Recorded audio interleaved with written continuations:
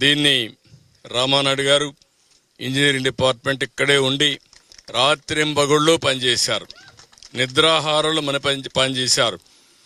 Army కూడా చేతులు తీసే పరిస్థితికి వచ్చారు. చాలా దిక్కల మేము బ్రీచ్లు క్లోజ్ చేశాం, కానీ ఈ బ్రీచ్ క్లోజ్ చేయడంలో మా దగ్గర సగిన టెక్నాలజీ లేదు. దీనికి ఏం చేయాలనో మాకు కూడా మార్గం కనపడలేదన్నప్పుడు ధైర్యం చేసి ముందుకు పోయారు. ఒక్కొక్క బోల్డర్ని మీరు చూస్తే 1 టన్ను బోల్డర్స్ తీసుకొచ్చారు.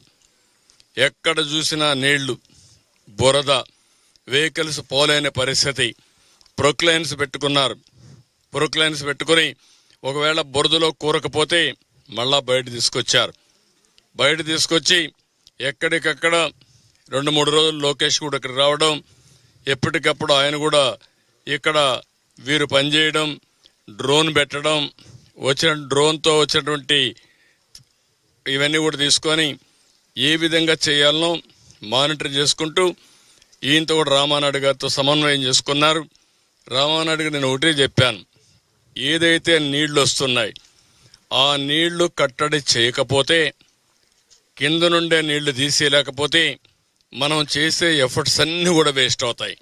మనం ఎన్ని ప్రయత్నాలు చేసినా ఏమి చేసినా మనం ముందుకు పోలేమని చెప్పాం.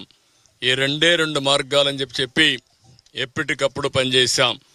కిందనంతా కూడా